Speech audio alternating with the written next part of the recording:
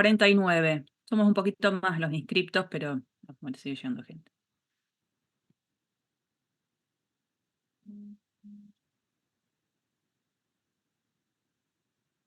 Bueno, empezamos. Bueno, en principio, bienvenidos, bienvenidas a todas a Cálculo 2. Es un cuatrimestre en el que la materia está en lo que se llama un recursado, pero para muchos de ustedes es la primera vez que la hacen, ¿no es cierto? Mi nombre es Lorena Muñoz, yo voy a estar a cargo de la teoría de Cálculo 2. Voy a estar acompañada en esta comisión por Mariana Pérez y por, ¿cómo es? Evelyn Ponzoni, porque iba a ser otra persona y bueno, después quedó Evelyn.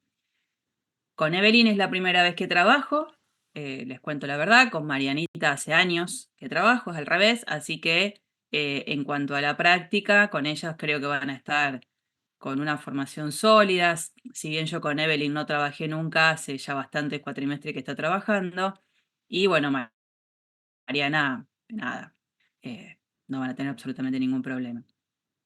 La idea de la estructura, digamos, de la materia va a ser los días lunes la teoría que voy a poder grabar y entonces la van a poder tener guardada en algún lugar. Y los lunes teoría, los miércoles la primera mitad teoría y la segunda mitad práctica, y los viernes práctica completa. Veremos si sobre la marcha habrá algún tipo de cambio, pero en principio esa va a ser la organización. Los viernes seguro teoría. Vamos un poco al desarrollo de la materia. Yo les voy a estar compartiendo ahora el campus, donde ustedes van a ver toda la información que necesitan. Esto. Compartir.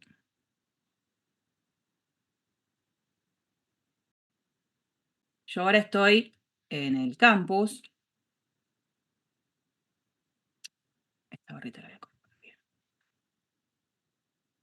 Este es el sector del primer cuatrimestre de Cálculo 2, 2024. Bueno, a lo mejor acá van a estar viendo cosas que en general no ven, ¿no es cierto? Esta es nuestra comisión.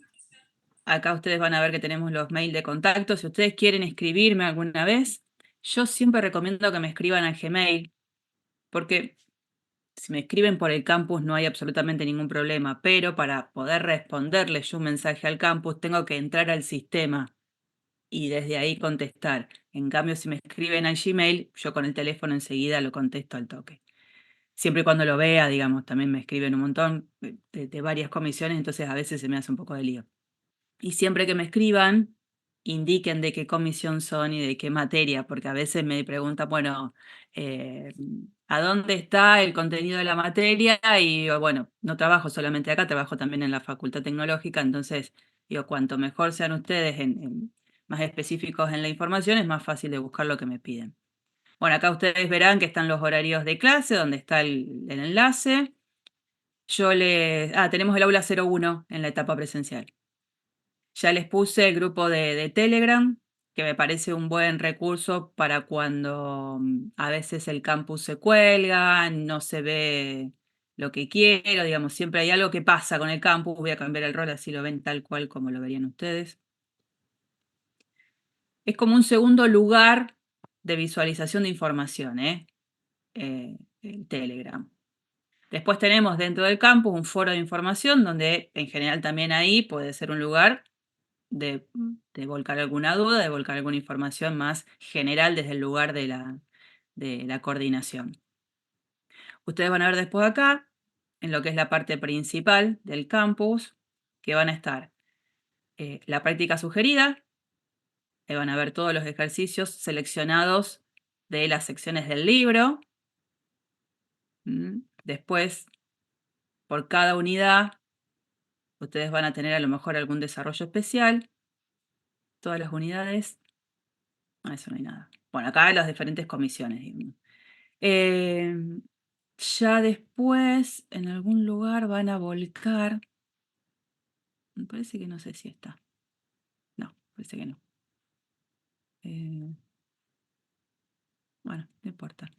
La información de algunos ejercicios resueltos, que eso es importante para que lo tengan. Yo tengo en el... Ahí vamos a buscarlo, a ver dónde está. Me van a encontrar en YouTube.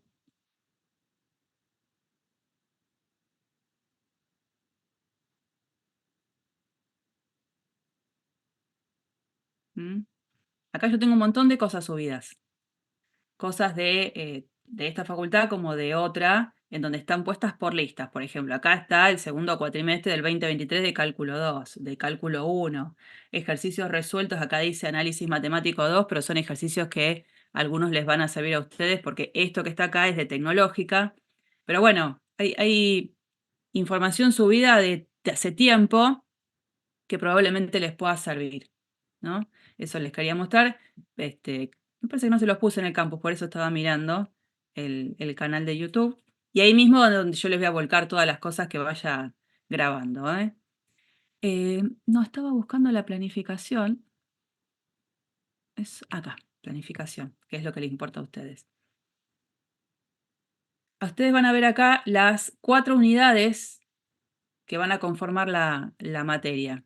La primera unidad, que es la que vamos a empezar a desarrollar ahora, sería la continuación de cálculo 1 en el libro. Nosotros en cálculo 1 terminamos hasta el capítulo 3 del libro. Sí nos salteamos en un momento la sección 4.9 de antiderivadas, pero básicamente cortamos en la unidad 3, donde se da toda la parte de primero definir lo que es la derivada de una función, aplicación geométrica de eso, y después luego todo el desarrollo de cómo se calculan derivadas de diferentes funciones, donde aplicamos las reglas de derivación.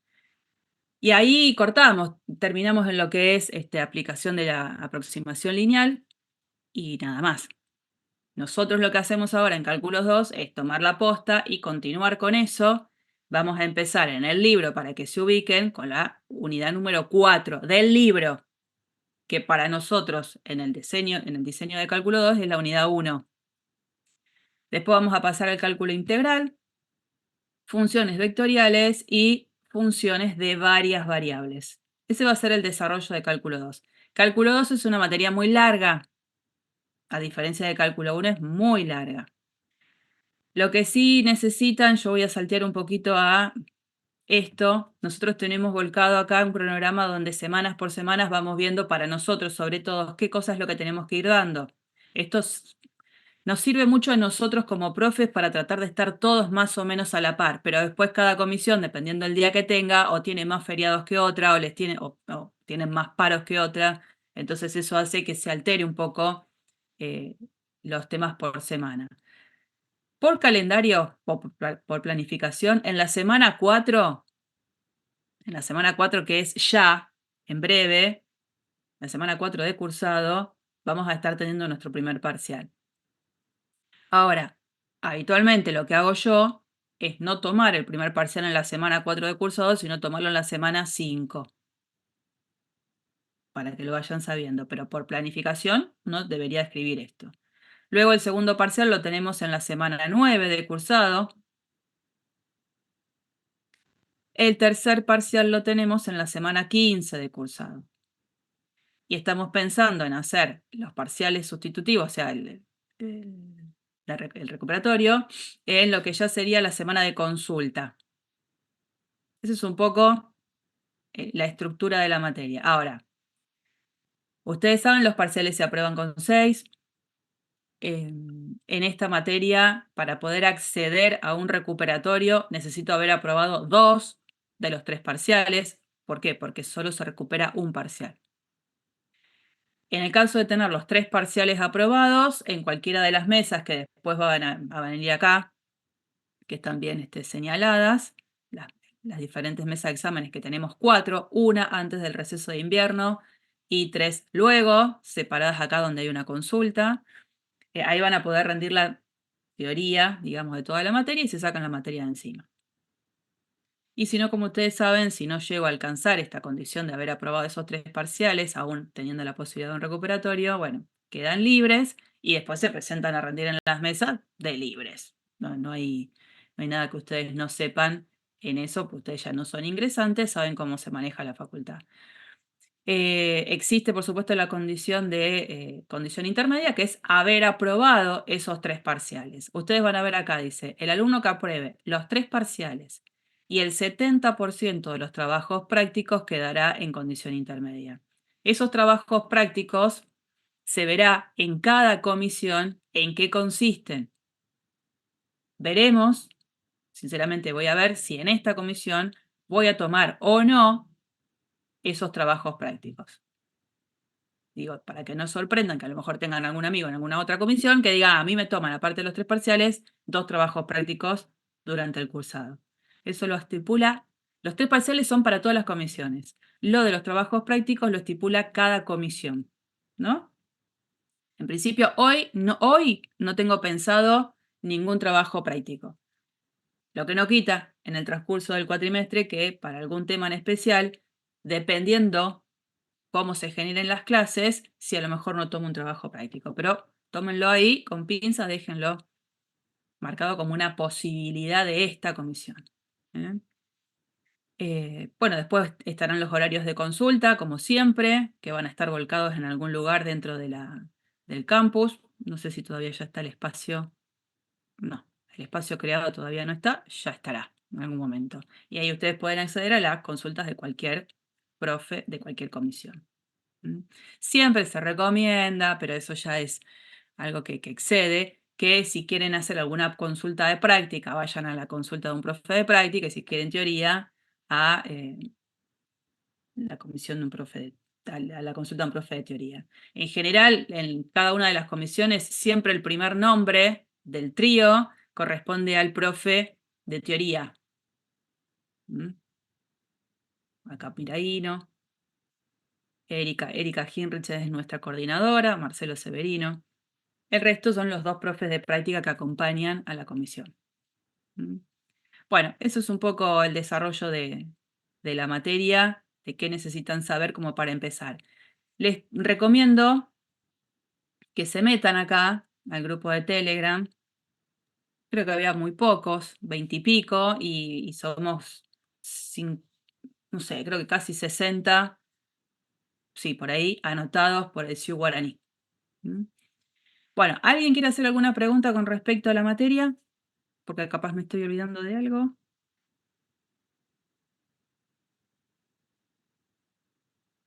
Bueno, muy bien. El libro que vamos Ah, a utilizar, el Steward de Cálculo uno, sí, digamos, buena pregunta, Julio. Sí, es el Steward. Nosotros acá vamos a necesitar la unidad 4, la unidad 5 del Steward, la 6. Después vamos a saltear a algunos capítulos del libro del Steward, pero de varias variables. Así que yo no sé si ustedes lo deben tener, al menos el de una variable, por haberlo tenido de cálculo 1. Quien está recursando cálculo 2, el material lo tiene. Y si no, la idea es que se puedan bajar el libro de varias variables. Raro que no lo hayan puesto por acá. Pero es un libro que se consigue muy fácil, digamos. Si ustedes vienen a esta página que yo ya la tengo como puesta acá, eh, la Biblioteca Génesis, que ustedes la deben recontra conocer. Acá viene ahí más.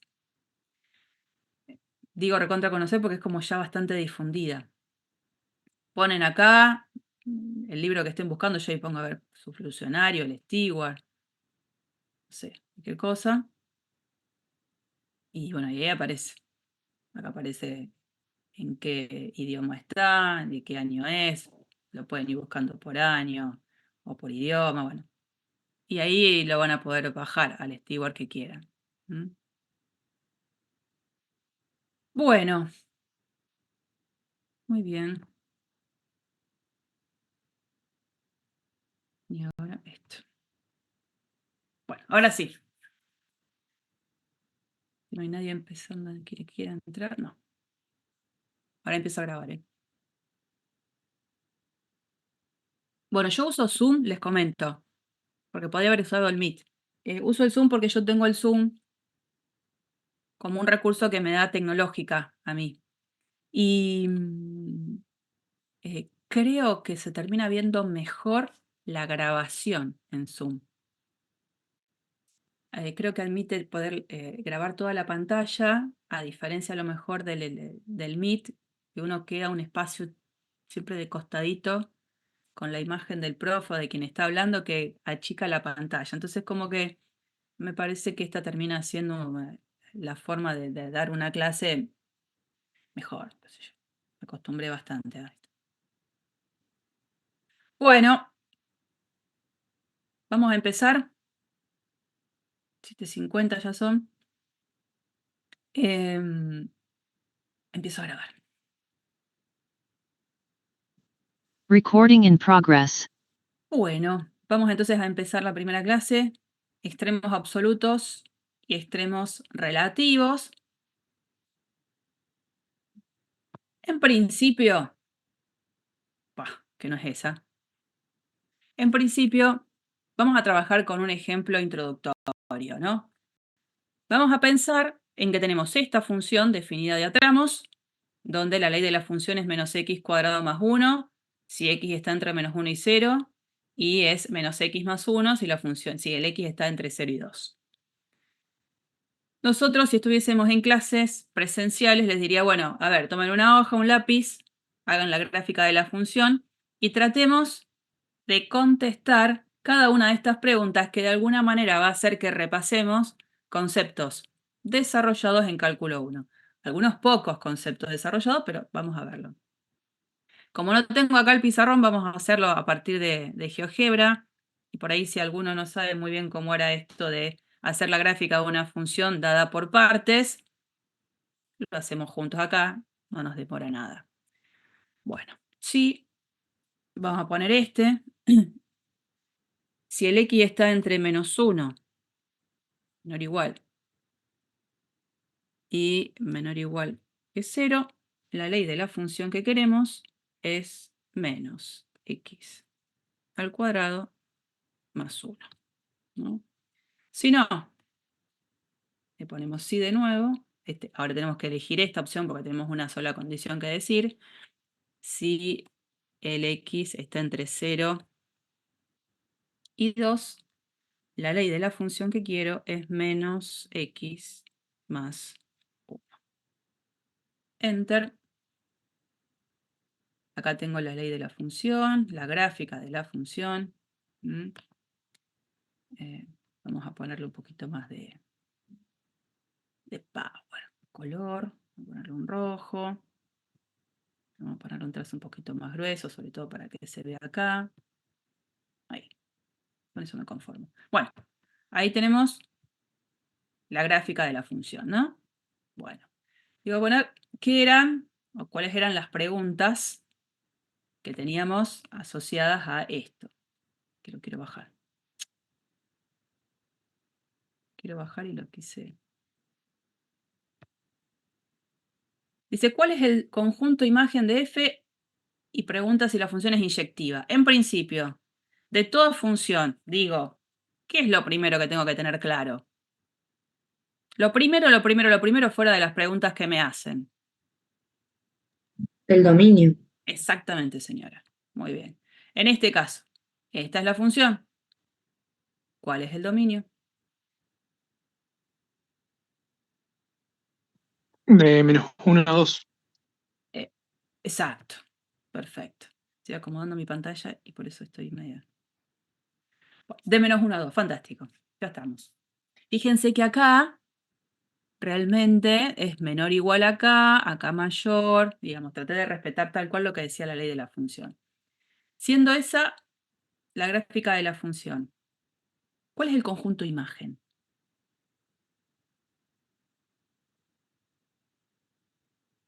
¿Cuál es el De conjunto? -1 a 1. De -1 a 1. ¿Uno qué es lo que hace?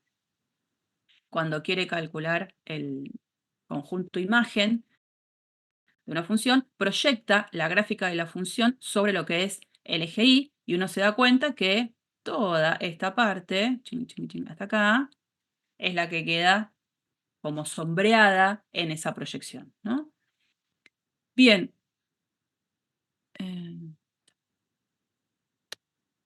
Después que preguntaba si era inyectiva. ¿Será inyectiva? ¿Alguien se acuerda qué significaba que fuese inyectiva? Yo diría que sí, que se tienen que acordar. No, no es inyectiva, Y si te pregunto por qué. porque hay dos valores de X para un solo valor de Y. Bueno, eso solo no me convence. Vayamos aprendiendo también sobre cosas que uno va encontrando en justificaciones de cálculo 1. Cuando uno lo dice así, abiertamente, dice, hay dos valores de X que tienen el mismo valor de Y. Ajá. ¿Cuáles? Dame un ejemplo concreto que me cierre la boca a mí. -1 y 1. Perfecto. Son los más fáciles de ver, ¿no? -1 y 1 son dos valores diferentes que pertenecen al dominio de la función y sin embargo los dos, al evaluarle la función, los dos tienen el mismo valor numérico, 0. Eso es lo que hay que decir. Concretamente, la función no es inyectiva porque acá al menos encontré dos valores distintos que comparten la misma imagen. Lo anterior es como tratar de convencer, pero no convence, ¿no? Y si no, de otra manera podríamos haber dicho que esta función no es inyectiva. Otra. La recta horizontal. Sí, señor. ¿Qué pasa acá? Como lo digo, porque por más que yo diga por la prueba de la recta horizontal, chan, y me escriben eso solo, no significa nada. ¿Cómo convenzo al lector de que con esa prueba la función no es inyectiva?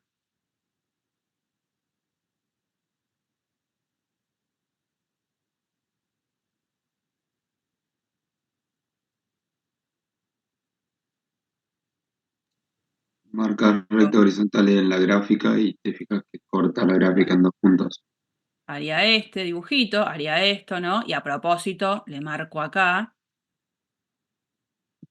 esto de que corta, por ejemplo, ese par de rectas horizontales a la gráfica de la función dos veces, ¿no? Yo, por supuesto, que acá puedo trazar una recta horizontal y digo, ah, mira, pero esta la corto una sola vez, fantástico, bravo por ella, pero encontré rectas horizontales que cortan a la gráfica de la función más de una vez. Entonces yo digo ese discurso y lo acompaño con un dibujo sobre la gráfica de la función, ¿no? Que me ayude a tratar de justificar eso que con palabras estoy tratando de explicar. No es solo la justificación una redacción de una oración cerradita que no dice nada. Eso es lo que quiero que entendamos. Bien. ¿Qué más preguntaba? ¿Dónde es creciente y dónde es decreciente? ¿Dónde crece?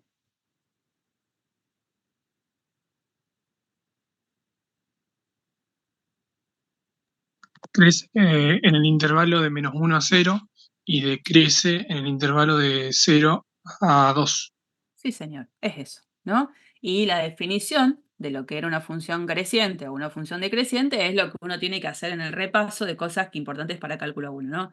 Siempre que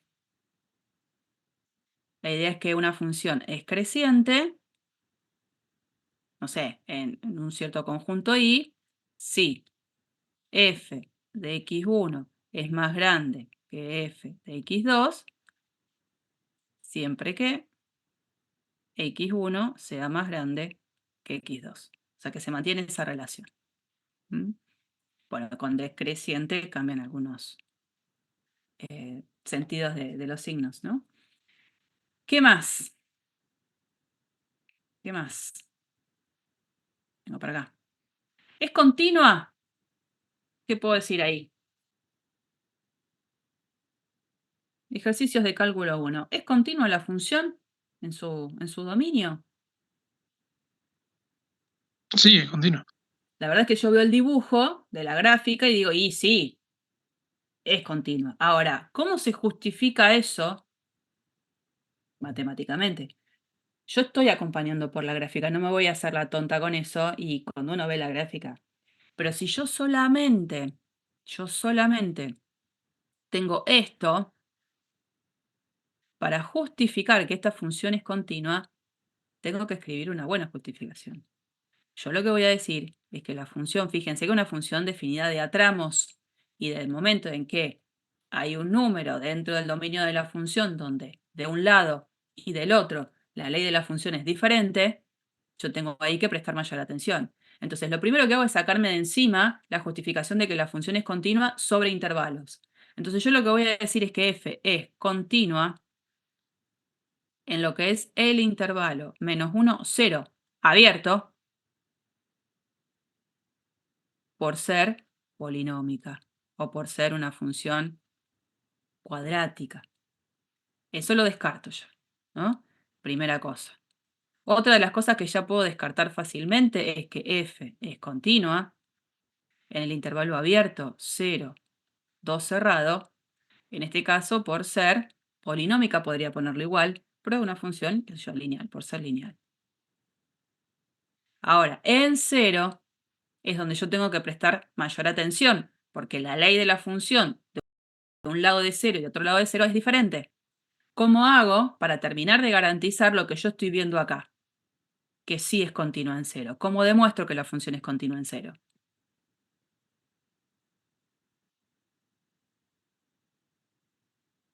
Si es que existe el límite cuando x tiende a 0 de la función, es igual a la función evaluada en 0. Sí, señor. Y cuando yo quiero mostrar que ese límite existe, en este caso, ¿qué tengo que hacer? Justo en este caso. Derecha y por izquierda. Sí, señora. ¿No? Tengo que calcular el límite cuando x tiende a 0 por derecha. Cuando x tiende a 0 por derecha, si me estoy acercando por acá, la ley que rige es la función lineal. Entonces digo, bueno, ¿qué tengo acá? Límite cuando x tiende a 0 por derecha de la ley de esta función, menos x más 1. Esto lo puedo hacer a partir de reemplazo directo, no tengo que andar haciendo ninguna técnica rara de cálculo de límite. En este caso me da 1. Después calculo el límite cuando x tiende a 0 por izquierda. Si yo vengo por izquierda, la ley que rige es la de la función cuadrática, menos x cuadrado más 1. Hago reemplazo directo porque puedo y me da 1. Y lo que tengo que hacer, además de eso, es calcular esto, f en 0. F en 0, ¿quién es? Bueno, como 0 está considerado acá, la ley que rige es la cuadrática, voy a escribir a propósito ahí, menos 0 cuadrado más 1, 1. Como todas estas cosas coinciden, entonces lo que acabo de decir es que f es continua en x igual a 1. Todo esto ahora me llevaría a garantizar que f es continua en el intervalo de interés, que es el que va desde -1 a 2. Esto es lo que yo tengo que estar escribiendo. Aunque es cierto que yo veo la gráfica de la función y no veo ningún tipo de problema en el desarrollo dentro de todo su dominio. Pero lo que yo veo acá es lo que debería escribir para justificar matemáticamente y como corresponde para nuestra materia que la función es continua en su dominio. ¿Mm? A veces ustedes van a escribir en las justificaciones así más amplias porque es división de funciones continuas, porque es resta de funciones continuas. Una lineal y la otra exponencial. O sea, cosas así que ayuden a poder convencer a quien está leyendo esto el por qué la función es continua. Ustedes siempre piensen que son ustedes los que se tienen que convencer cuando hacen una lectura. A ver, si yo leo esto, ¿quedo convencido de por qué la función es continua? Algunos se convencen rápido, ¿no? Pero no, hay que hacerlo lo más matemáticamente posible. Bien. Seguimos con las preguntas que tenían. ¿Cuál es el dominio y la ley de la derivada de f? ¿Cuál es el dominio y la ley de la derivada de f? De nuevo, una función partida. Cuando yo quiero calcular la derivada, ¿qué hago acá? Yo siempre insisto con eso. Yo estoy parada acá, este es el 0, acá tengo el -1, acá tengo el 2. Del lado de la izquierda, la ley que rige es menos x cuadrado más 1. Del lado de la derecha del 0, la ley que rige es menos x más 1. ¿No? Entonces tengo que tener cuidado de que acá tengo que pensar diferente, alrededor del 0. ¿Cómo tengo que calcular la derivada? ¿Qué hago? Muchos, voy a escribir algo, hacen esto. Derivan acá arriba. Menos 2x, ¿no? A esta altura, derivar eso lo sé. Entonces, y ponen tal cual lo que dice acá, ¿no? Menos 1, menor o igual a x, menor o igual a 0. Derivan abajo la derivada de la función denominador menos 1 y escriben esto tal cual. 0 menor x menor o igual a 2. ¿Qué es lo que está mal ahí?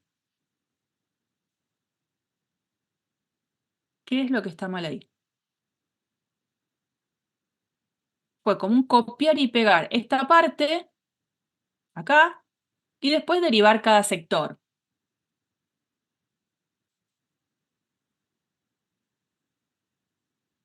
¿Qué está mal en eso?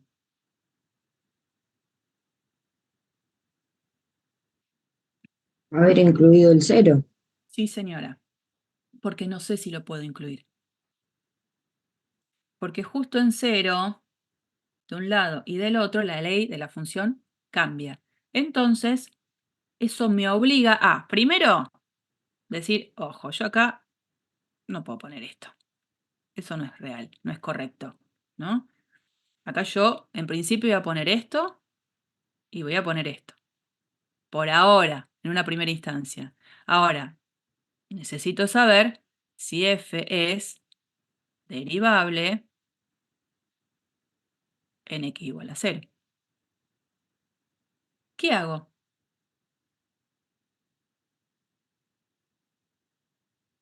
¿Qué tengo que hacer?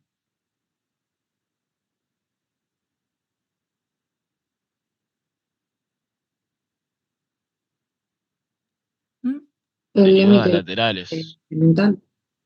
Claro, límites laterales, pero del cociente incremental, ¿no? Mm. Entonces voy a escribir el límite cuando x tiende a 0 por derecha. ¿Se acuerdan que esta era otra de las formas de calcular el límite del cociente incremental? Uno podía hacer este o el del h tendiendo a 0, ¿no? En este caso me quedaría límite cuando x tiende a 0 de f de x. Cuando me acerco por la derecha, acá tengo claro, me acerco por la derecha, la ley que rige es esta. Menos x más 1. Le resto lo que vale f en 0. F en 0 vale 1. Todo sobre x. Veo que puedo tachar este con este. Una vez que tacho, me quedaría calcular el límite cuando x tiende a 0 de menos x sobre x, ¿no? Tachando este 1 con este menos 1. ¿Qué hago acá? Cancelo la x con la x. No tengo absolutamente problema. Y me quedaría que ese límite es el límite cuando x tiende a 0 de menos 1, una constante, menos 1. Ahora voy a calcular el límite cuando x tiende a 0 por izquierda, del mismo cociente incremental. X menos 0. Entonces esto es el límite cuando x tiende a 0 por izquierda de...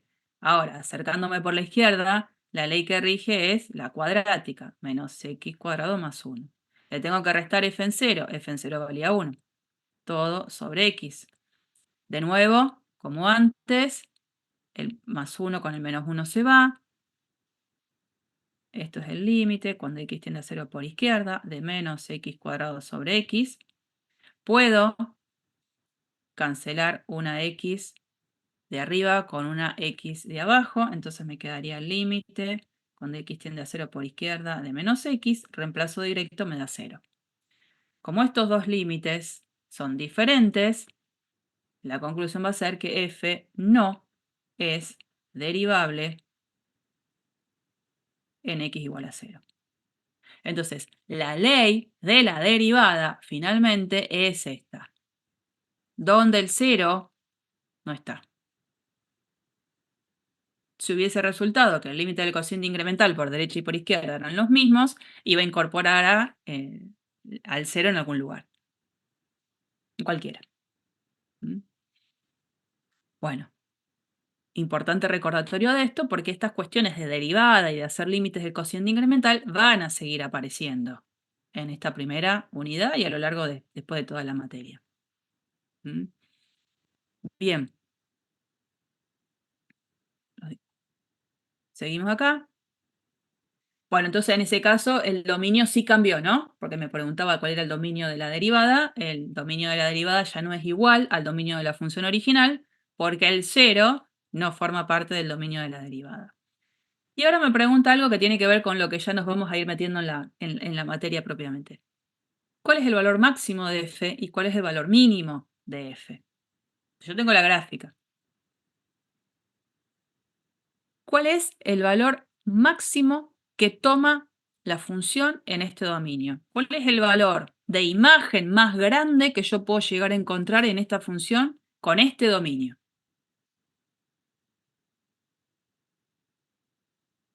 El 1. El 1. Entonces, si me preguntan cuál es el valor más grande o el valor máximo que la función tiene, voy a decir 1. Ahora, si quiero, y que es muy probable que lo hagamos, podemos acompañar con el dato de en qué valor de x se asume ese valor máximo. Entonces yo puedo completar la frase diciendo la función asume el valor máximo 1 y lo asume cuando x es igual a 0. Y de la misma manera puedo responder si esta función tiene valor mínimo absoluto. ¿Lo tiene? Es menos 1. El valor más chico que veo que toman los valores de las imágenes es menos 1. Y puedo acompañarlo con el dato de a dónde se asume ese valor. Y voy a decir, bueno, f tiene menos 1 como valor mínimo absoluto y lo asume cuando x es igual a 2. Bueno, entonces teniendo esa previa sobre ese gráfico, sobre esa función particular, vamos a definir lo que significa valor máximo absoluto y valor mínimo absoluto de una función.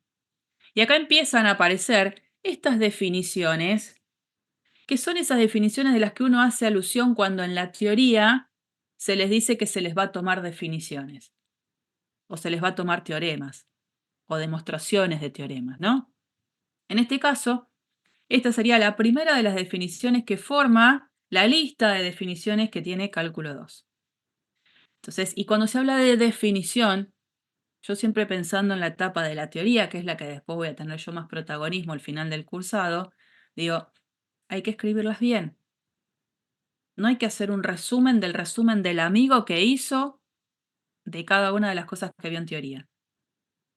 Yo el resumen de mi amigo lo puedo aceptar, estamos de acuerdo, pero después soy yo el responsable de qué es lo que pongo al momento de hacer una teoría. Tengo que escribir bien las definiciones y lo habrán visto ustedes cuando tuvieron que rendir cálculo 1. Bueno, entonces, ¿cuál es la definición de extremos absoluto? Cuando uno dice extremos, está hablando tanto de los máximos como los mínimos. Pero ahora vamos a definir particularmente cada uno. Sea f entonces una función con un cierto dominio D, ese dominio D es un conjunto, y sea este numerito C dentro de ese dominio, la función en C. La función en C es el valor máximo absoluto de la función sobre un cierto conjunto si se cumple ¿qué condición? Que el valor de la función en ese numerito C sea el valor más grande posible comparado con la función evaluada en los restantes elementos del dominio de la función. Básicamente es decir de manera general la idea que desarrollamos cuando buscamos valor máximo sobre este ejemplo concreto. Bueno, de la misma manera, el valor f en C va a ser el valor mínimo absoluto sobre la función, de la función sobre el dominio D, si ahora f en C es el número más chiquito comparado con la imagen de la función en los restantes elementos del dominio de la función. Entonces, ya que tenemos un poco en claro la definición de máximo y de mínimo absoluto, vamos a tratar de buscar si es que existen esos extremos absolutos que se hablan sobre cada una de estas funciones. Cuando a mí me dan la ley solamente de una función y no me dicen sobre el dominio que actúa, yo tengo que interpretar que el dominio es lo que se llama el dominio natural, el dominio más amplio posible. Ven, por ejemplo, en la función h, acá sí me dice sobre qué dominio está actuando particularmente. En los restantes, tengo que pensar que el dominio es el dominio natural. Entonces vamos a empezar con la primera función, ¿no? Con x cuadrado. Esto ya lo vamos a borrar.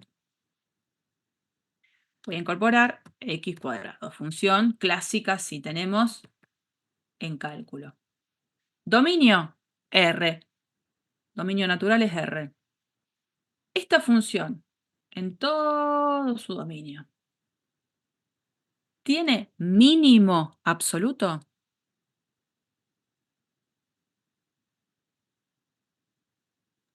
Sí. Sí, en cero. Cuando hablo de valor mínimo absoluto, ¿el valor mínimo absoluto quién sería? F de 0. O sea, es Claro. 0, x al cuadrado.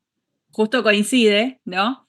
Pero en ese caso, por eso, una cosa es el valor mínimo absoluto y otra cosa es en dónde se da ese valor mínimo absoluto. Entonces, acá justo la respuesta va a ser la misma, es el valor mínimo absoluto es 0 y se da cuando x es igual a 0.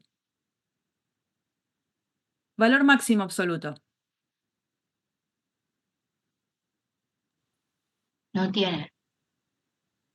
No, no tiene. No tiene. ¿Por qué no tiene? Porque yo tendría que decir que si tiene un valor máximo absoluto, ese valor es el más grande posible. No puede haber un valor de imagen que lo supere a ese valor que yo estoy diciendo que es máximo. Y acá, ustedes saben muy bien que cuando x tiende a ser cada vez más grande, esta función ¿a qué tiende? A infinito. A infinito.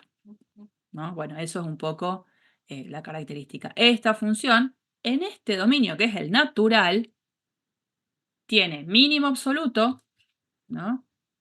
¿Yo qué tendría que escribir? Mínimo absoluto es 0.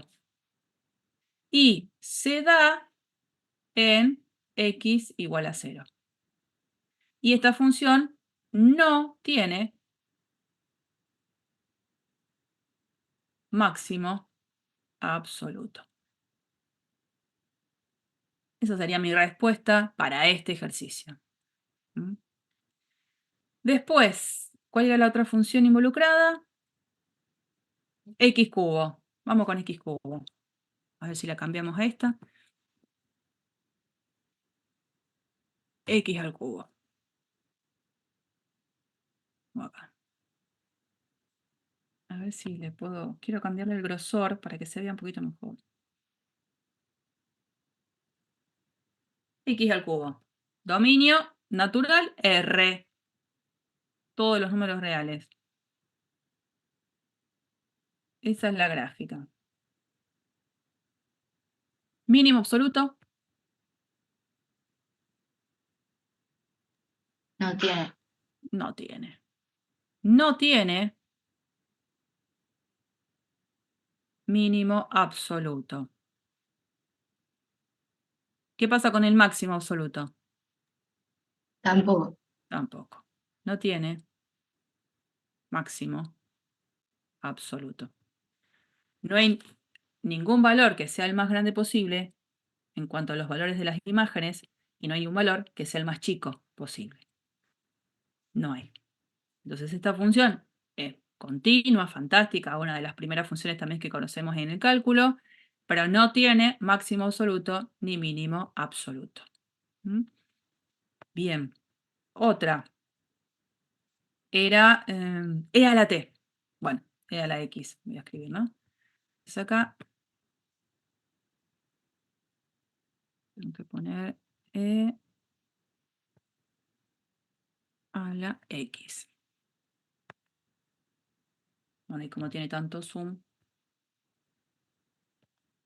función exponencial. Ustedes saben que todas las funciones exponenciales pasan por este puntito que es el 0,1. Dependiendo de quién sea la base de las funciones exponenciales, es si la función va a ser creciente o decreciente, ¿no? Y ya que estamos, ¿por qué no? Si yo tomo una función exponencial es, de manera general, la que se escribe ¿de qué manera? A la X, A a la x. ¿Cuál es la condición que tiene a para ser pensada como una función exponencial? mayor a cero. Sí, señor. Y ustedes recordarán que si a era más grande que 1, como por ejemplo pasa con este caso de la función exponencial con la base e, las funciones son todas crecientes. Si el a estaba entre 0 y 1 son todas funciones decrecientes. Si las completo en este dibujo serían funciones que hacen esto. ¿Y qué pasaba si A es igual a 1 con la función exponencial?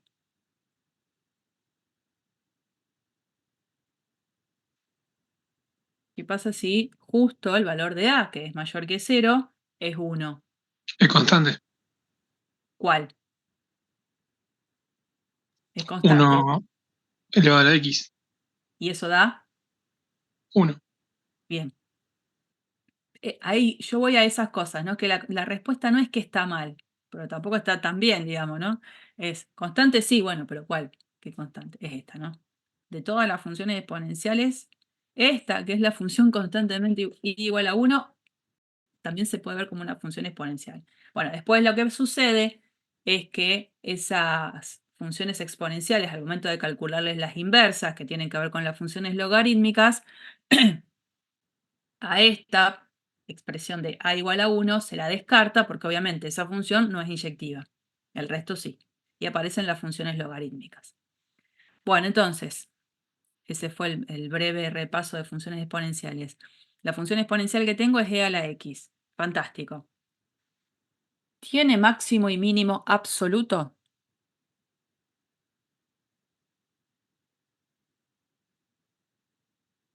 Si yo digo que tiene máximo absoluto es porque estoy diciendo que hay un valor de imagen que es el más grande posible y que no lo puede superar nadie. No, no tiene ni máximo Máximo ni no mínimo. tiene. Claro, no tiene máximo y tampoco tiene mínimo. Porque de nuevo, si yo digo que la función toma un valor mínimo absoluto, estaría diciendo que no existe nadie por debajo de él. Y resulta que esta función, ustedes saben bien, ¿en qué saco esto? Tiene eh, una característica, digamos. Uno ve esto y dice, ay, la función se vuelve constante. No, no es que se vuelve constante. Por supuesto que no. Pero ¿qué sucede con el eje X para esta función? ¿Qué es el eje X? Pensándolo como una recta. Asíntota. Una asíntota. Bien, eso, una asíntota horizontal. En este caso particular, lo que sucede es que la función, cuando los valores de x son negativos y se están alejando cada vez más del origen, la imagen de la función en todos esos numeritos tiende a cero. Pero tiende a cero. Nunca vale cero. Si hay algo que tiene de característica las funciones exponenciales, es que los valores de las imágenes siempre van a ser positivos. Entonces, si yo tuviese que estar pensando en un valor mínimo, y lo primero que a uno se le ocurre es pensar que el mínimo puede llegar a ser cero. Pero no lo es, porque no voy a encontrar nunca voy a encontrar, no existe x dentro de lo que es el conjunto de los números reales, para los cuales esta función exponencial valga cero.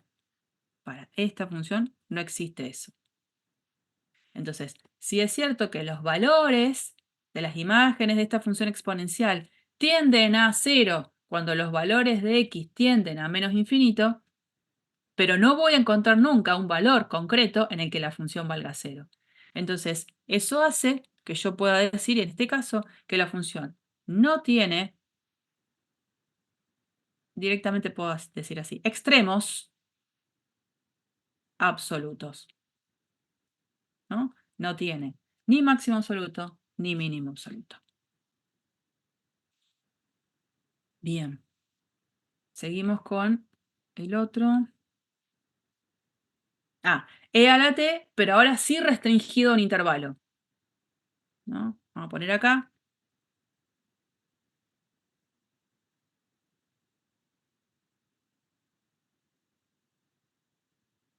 Sí.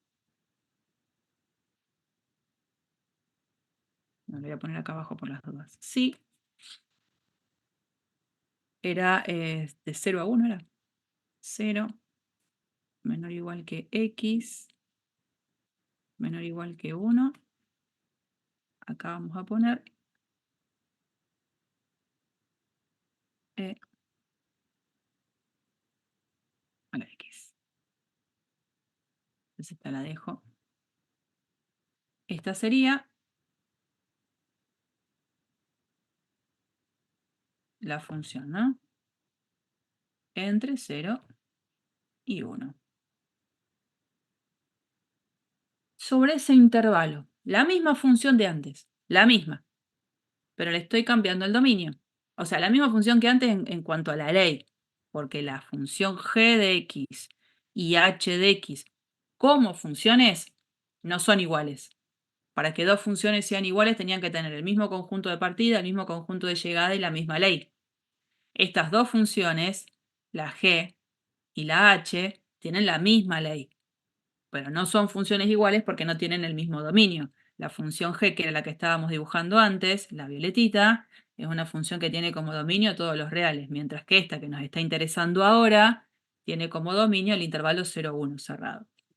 Bueno, en este caso, esta función h, esta, ¿tiene máximo absoluto y tiene mínimo absoluto?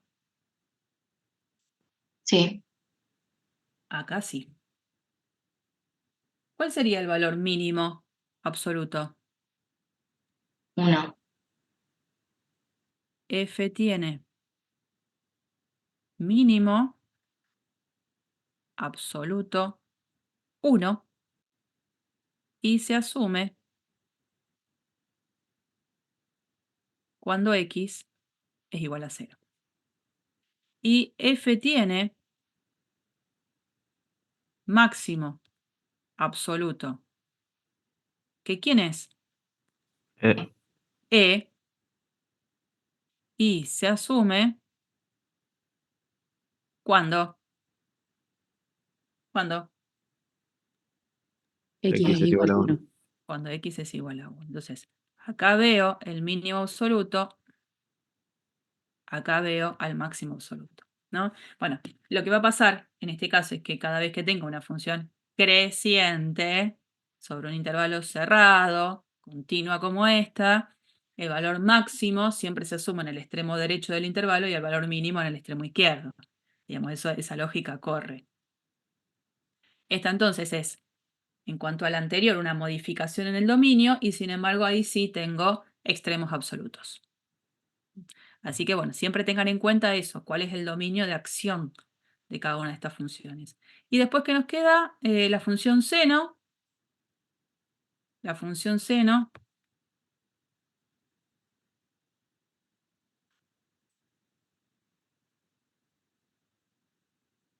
función archi super conocida, trigonométrica, no inyectiva, función a la que hay que acotar cuando uno quiere hablar de función inversa. Bueno, esta función, ¿tiene máximo absoluto y tiene mínimo absoluto? Sí. Sí. ¿Y qué tendría que decir acá? Para ser más específico. Que la función posee infinitos máximos y mínimos absolutos. Los máximos absolutos son cuando la función obtiene la imagen de 1 y los mínimos cuando la función obtiene la imagen de -1. Ojo lo que estás diciendo ahí. Viste que tiene valores absolutos, como hablando de valores absolutos, máximos. El valor máximo absoluto, si existe, es único.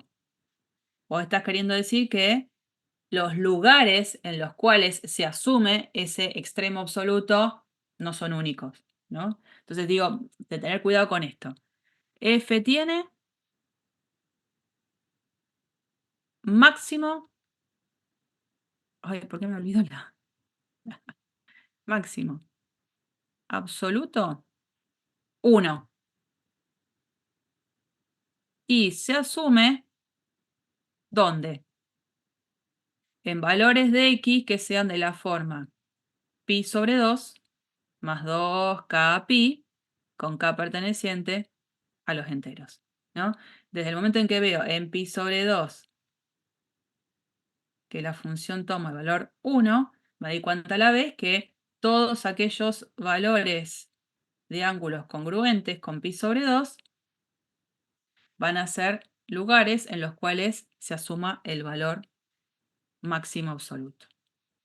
Y por otro lado, siguiendo un poco esta misma idea, f tiene mínimo absoluto y es -1 y se asume en x igual a, en este caso, menos pi sobre 2 más 2k pi con k perteneciente a los enteros. En ese caso, digamos, el -1, que lo considero acá, se asume en todos estos numeritos. Entonces, el máximo si existe o el mínimo si existe es único. Lo que puede no ser único es los lugares en los cuales se asume ese valor extremo. ¿Mm? Bueno, esto sería un poco la respuesta. Con coseno va a pasar lo mismo, digamos. Se van a asumir en otros lugares, pero también voy a tener un máximo absoluto que es 1 y un mínimo absoluto que es -1. Fantástico. Seguimos. Ahora empieza el desarrollo de otra definición que es muy parecida en cuanto a que se va a hablar de valores extremos, máximo y mínimo, pero ahora son locales o relativos, ¿no? Definición.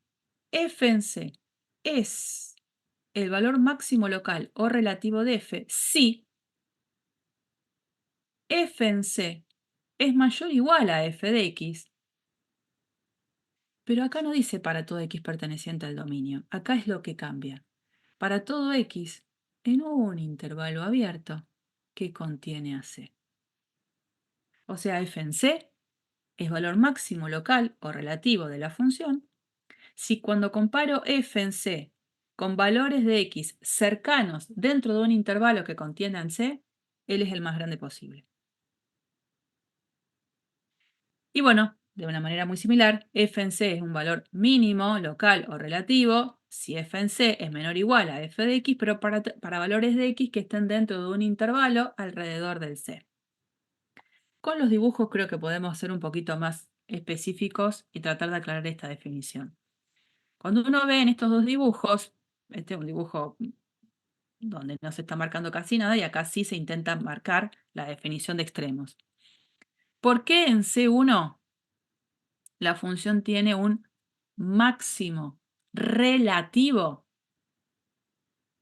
Porque cuando yo establezco un intervalito alrededor del C, lo suficientemente ajustadito alrededor de ese C1, el valor de la función en C1 realmente es mayor o igual a f de x para todo x que está dentro de un cierto intervalo que acabo de marcar acá. Este es mi intervalo. La verdad, en este caso justo particular, f en C1, además de ser un máximo local, ¿qué es también?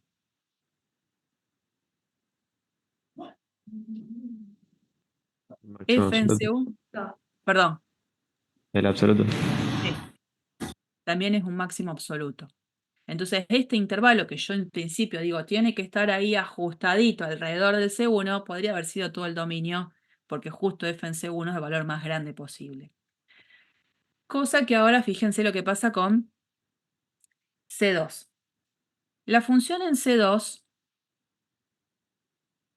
este numerito sería f en C2, resulta que es f en C2 el valor más chico comparado con f de x para todo x dentro de un cierto intervalo que a propósito lo ajusto acá, ¿no? Ahí. ¿Existe ese intervalo? ¿Lo podría haber hecho un poquito más grande? Sí, también. ¿Un poquito más grande? Sí, también. Ahora, ¿podría haber tomado todo el dominio de la función para poder establecer esta comparación? No. Porque, por ejemplo, encuentro por acá un numerito x al que cuando le calculo la imagen es más chiquita que f en C2. Entonces, f en C2 es un valor mínimo, pero no absoluto. Es relativo, tal cual como dice la definición. Existe un intervalo alrededor del C2 en el cual f en C2 es el valor más chico posible, pero no es sobre todo el dominio. ¿Mm? En todo caso, si yo quisiera pensar un poco en la gráfica completa, que la tengo repetida acá, el valor más chico de la función se asume por lo que se ve acá en el extremo izquierdo, si este fuese el extremo de la función, ahí. Ese sería el mínimo absoluto. Algo importante, porque es parte de la definición y que hay que tener en cuenta. Cuando uno habla de extremos relativos, necesito que la función en ese punto C esté definida alrededor, tanto del lado de la izquierda como del lado de la derecha. Por lo tanto, en los extremos del intervalo, si yo tengo un dominio que es un intervalo cerrado, en los extremos del intervalo nunca voy a encontrar extremos relativos. Porque no existen esos extremos del intervalo el conocer la función alrededor. ¿Ah? Por ejemplo, en este dibujo, voy a borrar todos los dibujos que hice. Si yo,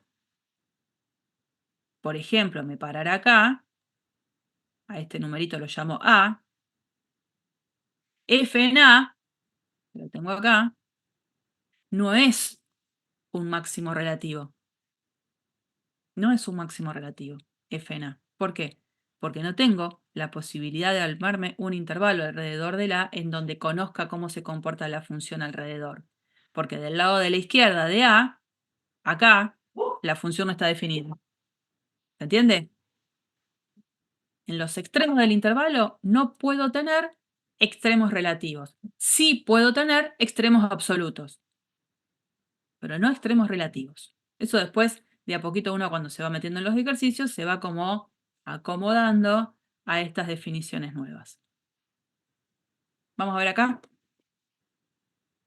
Vamos a ir por cada uno de los dibujos. En este. ¿No? A propósito, están marcados algunas letritas A, B, C. En esta función, ¿tengo máximo absoluto? Sí, en X igual a C. Absoluto. Bien. ¿Tengo mínimo absoluto? En X igual a B. Bien. En X igual a B, o sea, F en B es el mínimo absoluto, F en C es el máximo absoluto. Bien con los absolutos. Ahora vamos con los relativos. ¿Tengo máximo relativo?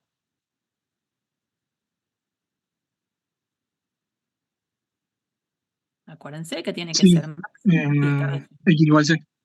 Lo mismo, ¿no? Acá sí tengo máximo relativo. Máximo relativo en X igual a C. Fantástico. ¿Por qué? Porque existe un intervalo alrededor de C, que ese intervalo alrededor de C hasta podría ser todo el dominio completo, donde f en C es el valor más grande posible. ¿Tiene mínimo relativo? Mínimo absoluto dijimos que sí, pero ¿tiene mínimo relativo? No. No, porque no se cumpliría lo de la condición de la función. Da toda la sensación de que uno quisiera responder que en B tengo un mínimo relativo, pero no, porque no conozco la función alrededor del C. Entonces, no mínimo relativo. No tengo. Vamos con el siguiente. Vamos a hacerlo con rosa. Acá. Vamos a los absolutos. ¿Tengo máximo absoluto? Sí, en X igual C. Sí. Y no sé lo que vale f en C. ¿Mínimo absoluto tengo? No. No. Uno quisiera responder que f en A y f en B son los valores mínimos absolutos, pero ¿qué pasa? Ni el A ni el B son valores que estén en el dominio de la función, porque tengo ese circulito abierto, bien marcado. Bien, tengo entonces máximo absoluto, pero no mínimo absoluto. Vamos a los relativos. Máximo relativo,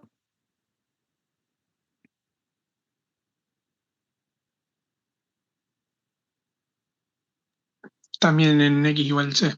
sí señor, en X igual a C, porque puedo encontrar un intervalo lo suficientemente ahí ajustado, que podría en este caso hasta ser todo el dominio, donde cuando yo analizo la función en C es el valor más grande comparado con el valor de la función en los restantes elementos del intervalo. Y mínimo absoluto, mínimo relativo.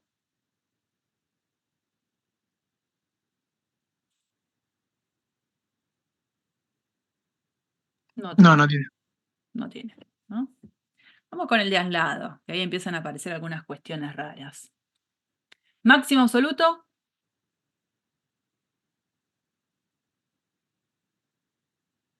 Máximo absoluto. No, no tiene. No. Mínimo absoluto. Tampoco. No, tampoco, porque uno quisiera decir, y por acá, por acá, por acá, pero acá justo es un salto. No tiene ni máximo ni mínimo absoluto, ¿no? Vamos con los relativos. Máximo relativo. En C. En C. En C sí, porque yo tomo un intervalito alrededor del C, en el que la función en C es el valor más grande comparado con la función en los restantes elementos de este intervalo. Eso sí. No es un máximo absoluto, pero sí es relativo. Porque hasta ahora veníamos como siempre con máximo absoluto, máximo relativo, máximo absoluto, máximo relativo. Y acá, máximo absoluto. No tengo, pero sí tengo un máximo relativo. Mínimo relativo.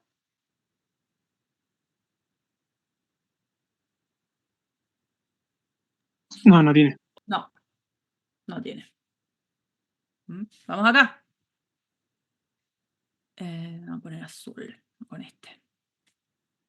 Máximo absoluto.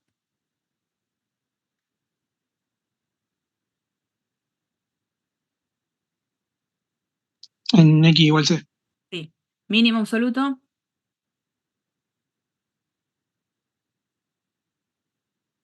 X igual a A. Sí, señor. Invito a todos a participar, no sean vergonzosos, porque esta es la etapa en la que uno se puede equivocar.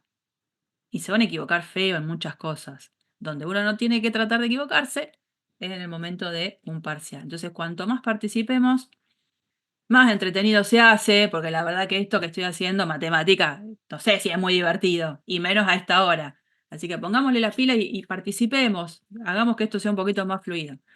Y gracias a los que sí me están contestando. Bueno, máximo absoluto sí tiene, mínimo absoluto también. Se va a dar acá, ¿no? En X igual a. Bueno, máximo relativo.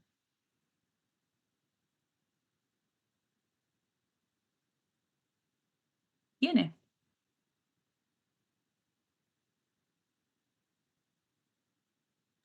En Puede X ser igual en C. C. Sí, claro que sí.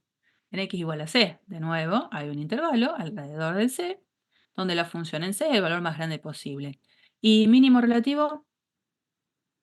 No tiene. No No tiene. tiene. Como que todos estos están negados con el mínimo relativo. Relativo, no. Vamos con el último. Vamos a poner el naranja. Máximo absoluto. ¿Tiene? Sí, en X igual a A. Mínimo absoluto. En X igual C. Bien. Ahora vamos con lo relativo. Máximo relativo. No tiene. No, ahí sí, no. Mínimo relativo. En X igual a C. Sí, señor. En X igual a C, ¿no? Alrededor del C, el valor en C es el valor más chico posible comparado con los demás elementos en el intervalo. Bueno, dentro de la práctica va a haber también algunos otros ejercicios, bueno, por supuesto pueden ser más difíciles algunos, otros más fáciles, en donde solo utilizando la gráfica yo pueda encontrar estos extremos que son relativos. ¿Mm? Bien. Ahora, yo los invito, si ustedes tienen ahí, quien ya hizo cálculo 2, la respuesta la tiene al toque.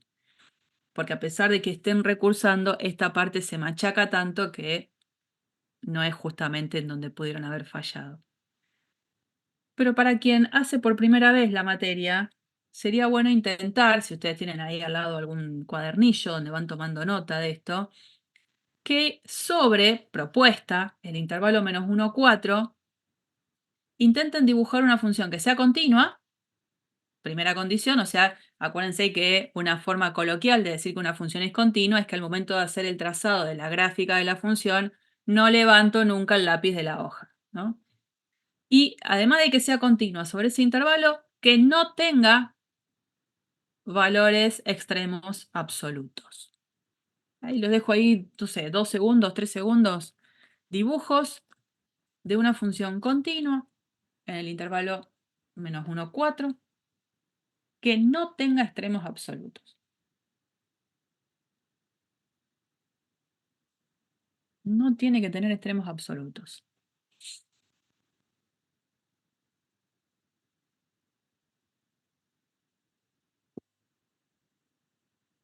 Porque enseguida cuando uno quiere que no tenga un extremo, por ahí intenta hacer un poco esta historieta, ¿no? Algo así, pero no puede pasar, porque tiene que ser continuo, sobre todo el intervalo cerrado.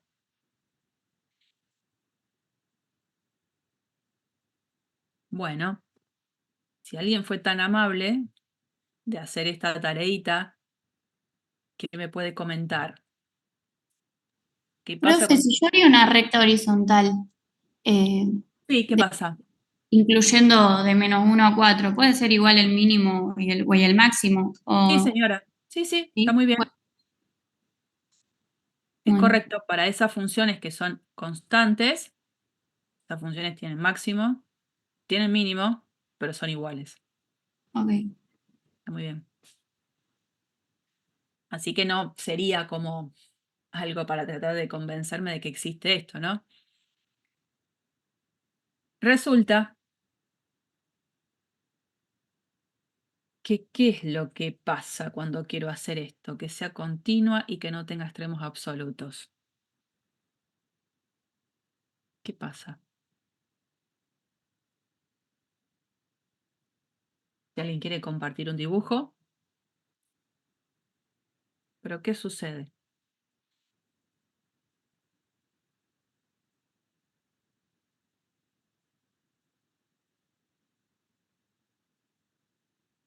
Bueno, no hay. Ustedes van a ver que van a intentar diferentes gráficas y cuando ven la gráfica plasmada que quieren como tratar de cumplir con todas las condiciones, siendo continua, ya sea el intervalo menos 1, 4 cerrado o cualquier otro intervalo cerrado, la función siempre va a tener extremos absolutos. ¿Qué es lo que me va a decir luego el teorema del valor extremo? ¿Qué es lo que dice el teorema del valor extremo? Que si f es una función, ojo, con todas estas condiciones, siempre que ustedes lean un teorema, fíjense cuáles son todas las condiciones iniciales. Si la función es continua sobre un intervalo cerrado, si se dan esas dos condiciones continuas sobre un intervalo cerrado, entonces esta función siempre va a alcanzar un máximo absoluto y un mínimo absoluto. Siempre tiene extremos absolutos. Siempre. Si es continua, sobre un intervalo cerrado. Si alguna de esas dos condiciones no se da, ya no puedo estar diciendo esta conclusión. Pero continua en un intervalo cerrado, la función siempre tiene extremos absolutos. Siempre tiene máximo absoluto y siempre tiene mínimo absoluto. ¿Qué es lo que ven ustedes acá? Diferentes ejemplos de posibles funciones continuas sobre un intervalo cerrado en donde tengo los extremos absolutos de los que se habla. Como extremos absolutos, ustedes acuérdense que sí se pueden dar en los extremos del intervalo. Acá tengo el valor absoluto que es el mismo, por supuesto. Se asumen dos valores diferentes, máximo y mínimo absoluto. ¿Mm? Y esta observación es importante realizarla, que es la que ustedes ven acá abajo. El teorema del valor extremo, o también se lo llama el teorema de Weierstrass, es como el teorema de valor intermedio que ustedes habrán visto en el desarrollo de cálculo 1. Es un teorema de existencia. ¿Qué quiere decir? El teorema me asegura que una función continua en un intervalo cerrado tiene tanto máximo absoluto como mínimo absoluto. O sea, me determina que esos existen. Pero lo que no me dice es cómo los encuentro. Que es un poco lo que pasaba con el teorema del valor intermedio. Me demuestra que existe un cierto valor, pero no me dice cómo lo encuentro. Lo que vamos a hacer en el desarrollo de las próximas diapositivas es tratar de encontrar justamente un camino que me lleve a encontrar esos extremos absolutos. Que este teorema me asegura que existen, pero que no me dice cómo los encuentro. ¿Eh? Bien, seguimos un poquito. Este teorema, porque a veces preguntan eso, no es un teorema que nosotros demos la demostración, quédense tranquilos. Es un teorema que lo vamos a usar, pero este sí es, si quieren completar acá, sin demostración. Eso está bueno. No vamos a dar la demostración. Nadie se las va a pedir, aún quedando libres, digo, ¿no? Bueno, vamos acá. ¿En qué valores de C tengo extremos locales? Están muy bien marcados los valores de C. Lo que yo tengo que hacer es marcar a dónde yo veo extremos locales. Entonces voy paseando por cada uno de los valores de C y vamos diciendo. En C1, ¿tengo un extremo local? En C1.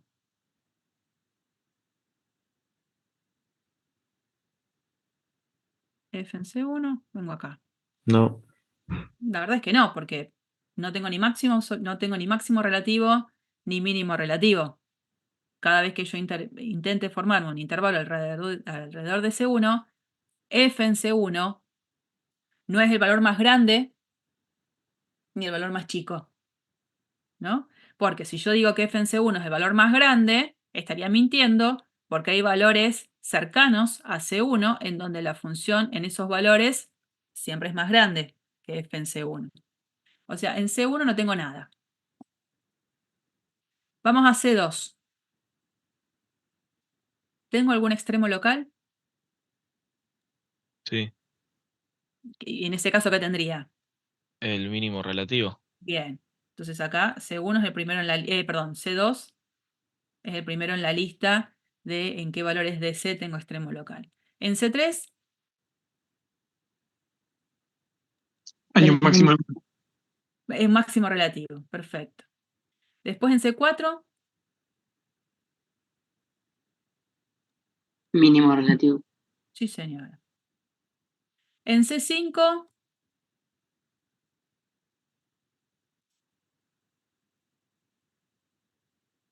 Máximo local. sí señor. Esperen que acá no se veía. C4. En C5 sí, porque tengo un máximo local. En C6,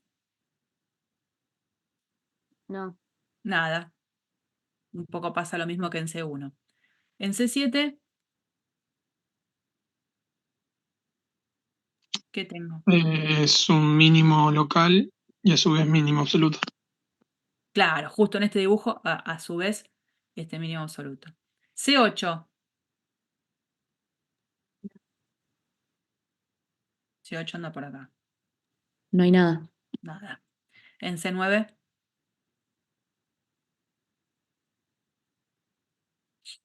Máximo local. máximo local, o sea que se incrementa uno más. Y en C10, Un mínimo local. sí, tendría que estar más marcado por acá, ¿no? Pero bueno, C10 también. Bien, no en todos los valores de C hubo un extremo local, ¿no? En C1 no hubo, después no hubo en C6 y tampoco hubo en C8. En los restantes hubo algún extremo local. Después dice la consigna, si f tiene un extremo local en x igual a c. Si f tiene un extremo local en x igual a c, ¿qué sucede con f' en c? ¿No? Yo voy a marcar en verde los valores de c en los que sí hubo algo. C2, C3, C4, C5, C7, C9 y C10. Ahí tuve extremos locales. Algunos fueron máximos, algunos fueron mínimos. Entonces ahí hay que prestar atención. En los otros no. ¿Qué pasa en C2? ¿Qué pasa con C' en C2? No existe. Bien. F' en C2 no existe. En C3, Igual a 0. F'. En C3 es 0. En C4, También. también. ¿Sí? Acuérdense que una interpretación geométrica del cálculo de la derivada de la función en un punto era que es el valor de la pendiente de la recta tangente a la gráfica de la función en el punto. Entonces en C3 la recta tangente la veo horizontal, entonces eso significa que f' en C3 vale 0. Lo mismo en C4. Recta tangente horizontal, f' en C4 vale 0. En C5, que era otro, No existe. bien, ¿y por qué no existe? Que creo que no lo pregunté para C2. ¿Qué es lo que yo veo ahí? Pico anguloso. Un punto anguloso. Después en C7, tampoco, ¿no? No existe f' en C7 de nuevo porque aparece un punto anguloso. En C9, tampoco, otro punto anguloso, no existe f' en C9. Y me falta en C10. ¿Qué pasa con f' en C10? 0. ¿Existe? Bien. Es en C10, 0. Entonces, a ver, me doy cuenta que de todos esos numeritos en los cuales vi que había un extremo local, al momento de investigar qué pasaba con la derivada, en todos ellos, esa respuesta se separó en dos. O están los puntos en los que había un extremo local y la derivada no existía, o están aquellos en los cuales la derivada vale 0. Se separan esos dos grupos grandes. Y eso algo, por supuesto, tiene que ver. Lo que yo acabo de ver en esta situación concreta de dibujo no demuestra nada, pero sí ayuda a visualizar lo que uno va a seguir diciendo, ¿no? ¿Qué es lo que dice el teorema de Fermat? ¿Qué es lo que pasaba de alguna manera en los dibujitos que vimos recién? Si f tiene un extremo local y f es derivable, necesariamente la derivada tiene que ser 0. Un poco es lo que habíamos visto acá, fue un llamado de atención. Cuando nos paramos en los números que eran extremos locales, el cálculo de la derivada en esos extremos locales lo separamos en dos. O no existía la derivada o la derivada valía 0. Nada, un caso llamativo en este ejemplo, pero que si hubiésemos hecho otros ejemplos, también íbamos a tener esa situación. Cada vez que nos paráramos en un extremo relativo, íbamos a tener esa situación. O la derivada no existía o la derivada vale 0. Entonces el teorema de Fermat un poco toma la posta en esa situación para demostrarme lo siguiente. Que si estoy parado en un extremo local y yo ya sé de antemano que la derivada en ese punto existe, entonces sí o sí tiene que caer en el conjunto en el que la derivada en esos puntos vale 0. ¿Estamos? Entonces, si tengo un extremo local y la derivada existe, sí o sí, en ese punto la derivada va a valer 0. Y ahí dice demostración en clase, no está en el apunte que está, esto yo se los voy a dejar en el Classroom. En el campus, la vamos a hacer ahora. Vamos a hacerla ahora sobre una pizarrita. Yo acá, ¿cómo abro la pizarra acá? A ver, esperen que esto no lo había hecho acá. Voy a hacer esto. Dejar de compartir. A ver esto. Ahí vamos. Teorema de Fermat.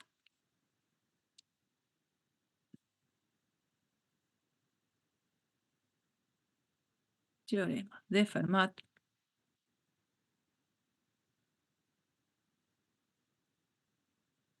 Si f tiene un extremo local en x igual a c y f' en c existe, entonces f' en C es igual a 0. Entonces, en la demostración, esta primera parte de la materia va a tener varias demostraciones. Lo que vamos a hacer es lo siguiente. Vamos a suponer que dentro de los extremos locales estamos parados en un máximo local, en un extremo máximo local. ¿Podría ser para mínimo local? Sí, podría ser mínimo local. Entonces, supongamos que f tiene un máximo local en x igual a c. ¿Eso qué significa? Que si yo estoy parada en C, algo de esto sucede. Hay un cierto intervalito alrededor del C en el que f en C es el valor más grande posible, ¿no? Entonces, ¿qué sucede? F en C es mayor o igual a f de x para todo x que pertenece a ese intervalo y. Entonces, estoy usando de las dos hipótesis ahora esta. Particularmente yo estoy parada en el caso de tener un máximo local, ¿no? Y ahora me voy a parar en la otra hipótesis que tengo, que es que f' en C existe. Y sigo, ¿no? Entonces, ¿cómo f' en C existe? Se tiene que f' en C es igual a el límite del cociente incremental, ¿no? Voy a usar esta versión de f de x menos f en C sobre x menos c, ¿no? Como f' existe, en C digo existe, sé que el límite del cociente incremental existe. Esto me da un número. Ahora, también es cierto que este límite va a ser igual al límite cuando x tiende a C por derecha de este cociente incremental. Y va a ser igual al límite cuando x tiende a C por izquierda del mismo cociente incremental. Parece una pavada lo que estoy escribiendo. Sí, si existe el límite puntual, es porque los límites laterales existen los dos y son iguales entre sí. Pero me conviene escribirlo en esta situación. Entonces, ahí estoy usando, ya les dije, la hipótesis de que f' existe. Y voy a jugar justamente con esas dos condiciones. Porque ¿por dónde va a ir la idea de la demostración? Porque yo lo que quiero hacer es demostrar que f' en C vale 0. Voy a mostrar que f' en C, por alguna razón, tiene que ser mayor o igual a 0, por algún razonamiento que vamos a hacer acá, y f' en C también tiene que ser menor o igual a 0. Y el único número que es mayor o igual a 0 y menor o igual a 0 a la vez es 0, ¿no? Entonces, lo único que hice fue pasar en limpio las dos hipótesis que tengo. Esta que está acá, esta, a la vez, la voy a escribir así. F de x menos f en C, ¿cómo es para todo x dentro del intervalo y? Voy a hacer un poco una traducción de esto. Si f en C es mayor o igual a f de x para todo x en el intervalo, es porque f de x menos f en C, ¿cómo es dentro de este intervalo? Mayor o igual a 0. Menor o igual. Menor o igual, perdón. Te lo paso para este lado y me queda menor o igual. Bueno, y esta es la parte que me va a resultar beneficiosa, ¿no? Entonces, ¿ahora qué tenemos? Yo les dije, voy a tratar de mostrar que f' en C por algún razonamiento es mayor o igual a 0 y por algún otro razonamiento es menor o igual a 0. Entonces digo, a ver, f' en C, yo sé que existe. Y sé que es igual a cualquiera de estos tres límites. Bueno, voy a elegir uno, voy a elegir este. f' en C en particular sé que es igual al límite cuando x tiende a C por derecha de f de x menos f en C sobre x menos c. Y entonces digo, a ver, yo en este caso me estoy parando desde la derecha en C. Cuando yo me acerco al C, en algún momento voy a estar tan cerca de C que voy a estar metida dentro de este intervalo del lado de la derecha de C. F de x menos f en c, sé que sobre todo el intervalo cumple esta condición. Esto es menor o igual a 0. Siempre. Y a la vez, como me estoy acercando a c por la derecha, el denominador, ¿qué signo tiene? Porque son valores de x que se acercan cada vez más a c, pero que son más grandes que c. Esa diferencia, ¿cómo va a ser? Mayor a 0. Mayor a 0. Entonces, voy a tener que calcular el límite de una fracción donde el numerador siempre va a ser menor o igual a 0 y el denominador va a ser siempre mayor que 0. Es decir, toda esta fracción, toda la fracción, como número, ¿qué signo va a tener? Negativo. Por lo tanto, lo que yo voy a poder decir de acá es que f' en c va a ser seguro menor o igual a 0 porque es el límite de números que son todos menores o iguales que 0. ¿De dónde va a tender a 8, por ejemplo? Si siempre tomo el límite de números que son menores o iguales que 0. El primer razonamiento. Por otro lado, f' en c va a ser el límite cuando x tiende a c por la izquierda. O sea, ahora voy a tomar este, a propósito, ¿no? Y voy a escribir lo mismo. Me parece que me voy a ir un poquito más abajo porque me va a quedar pegadito al anterior. Acá. F' en C, por otro lado, decía, va a ser igual al límite cuando x tiende a C por la izquierda, vengo por acá, del mismo cociente incremental. F en x menos f en C sobre x menos C, ¿no? Y ahí vuelvo a pensar un poco parecido a lo que hice hace un ratito. Ahora me voy a acercar por la izquierda, voy a venir por acá. En algún momento voy a estar tan cerca de C que voy a estar dentro de este intervalo en el cual esto se verifica. Entonces, en esta fracción, este numerador, ¿qué signo va a tener?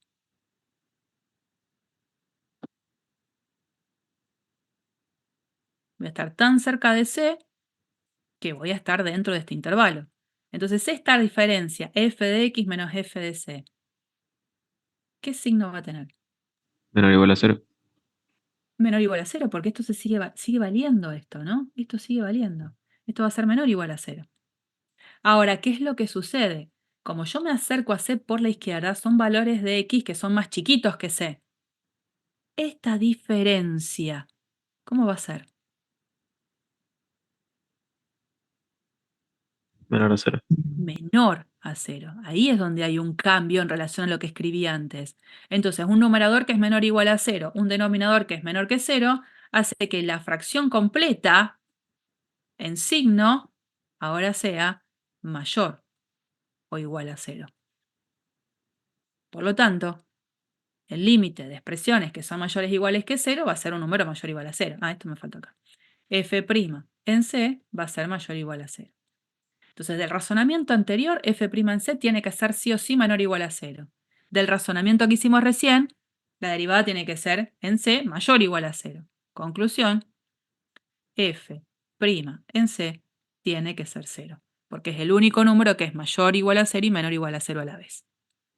Y ahí terminaríamos la demostración para la consideración que hicimos de f que tenga un máximo local.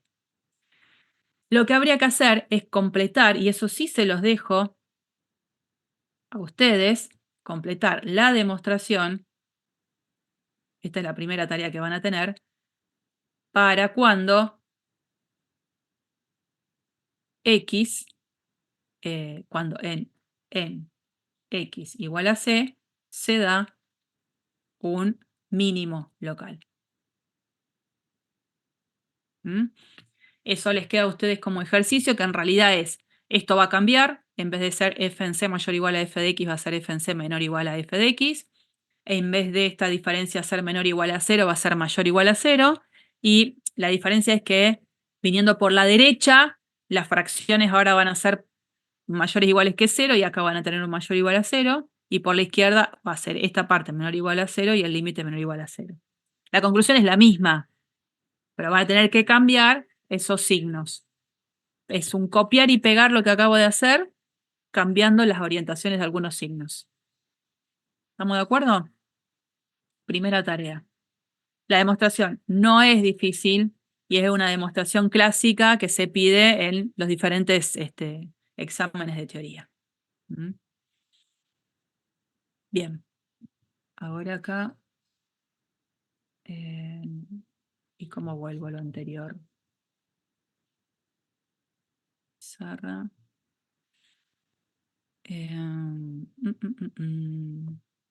Acá. Esperen que esta parte no me acuerdo. Profe, no se acuerda. Bueno, ahí estamos. Bueno, un par de cositas antes de terminar. Número crítico, esto es una definición. Número crítico, número. Un número se dice que es número crítico de una función, sí, ese numerito está en el dominio de la función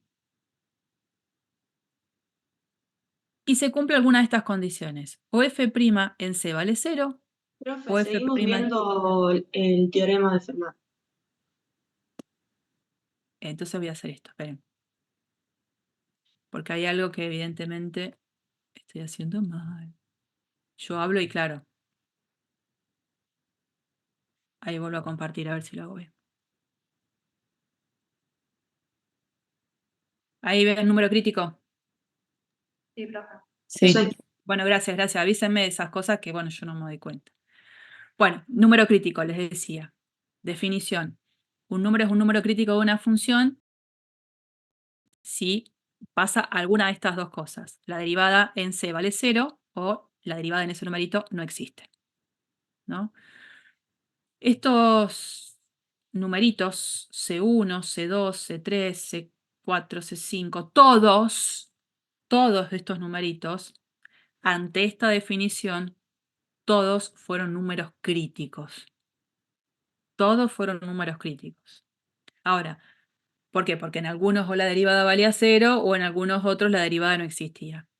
De todos esos que eran números críticos, en esta instancia no se había definido número crítico, en algunos de ellos hubo extremo local y en otros no.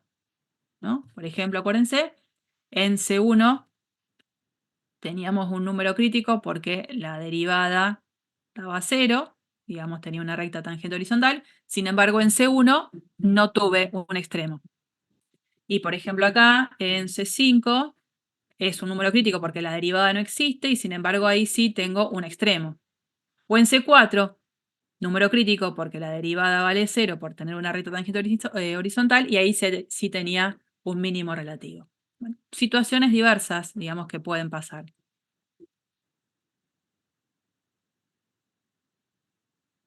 Vamos a esto. Dice este ejercicio, ¿no? Encuentra los números críticos de cada una de estas funciones. Bien. Para esta función f de x, se supone que los números críticos los tengo que encontrar en números en donde la derivada vale 0 o donde la derivada no existe. Pregunto, para esta función f de x, ¿voy a encontrar valores de x en donde la derivada no exista? Para esta función, que es 8x menos x a la cuarta. No. Y si pregunto por qué. ¿Por qué? Porque es derivable en todo su dominio. ¿Por qué? Porque su dominio son los reales, no tiene una restricción en el dominio. No, yo no apunto al dominio. Continua. Ojo, Por- continua no quiere decir derivable, ¿eh? Pero ¿por qué es Porque una derivable? función- Por ser resta de función lineal y polinómica. En realidad lo de lineal es una parte, ¿no? La idea es decir que la función es derivable por ser polinómica, ella, completa, ¿no? No importa que el dominio sean todos los reales. Esa no va a ser la justificación de que la función va a ser derivable en todos los reales. Es por el hecho de que tiene una expresión de ley que es polinómica y va a ser derivable en cualquier numerito real, pero por eso. Bueno, entonces, digamos, ¿con eso qué quiero decir? que no voy a encontrar números críticos porque no exista la derivada. Eso no va a pasar en este caso. Si existen números críticos es porque voy a igualar la derivada a 0 y trataré de ver en dónde la derivada vale 0. Entonces, ¿qué vamos a hacer? Primero vamos a calcular f' de x. ¿Quién es f' de x?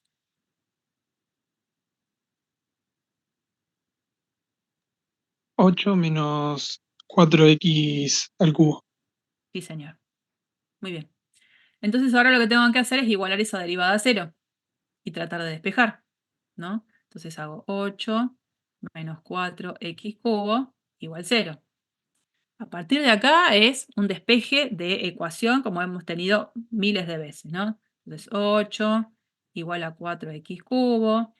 En este caso divido todo por 4, 2 igual a x cubo. ¿Y acá qué digo? ¿Quién es x? La raíz cúbica de 2. Sí, señor. Bueno, x igual a raíz cúbica de 2 es un número crítico de f. Tiene un solo número crítico en su dominio, que es este, raíz cúbica de 2. No tiene números críticos porque no existe la derivada. Bien, primera cosa.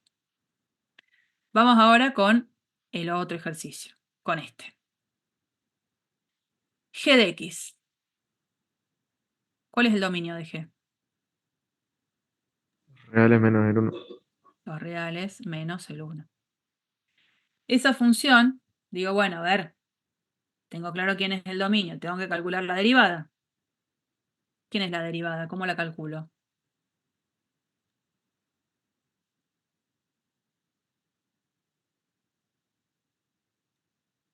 La derivada del primero por el segundo sin derivar,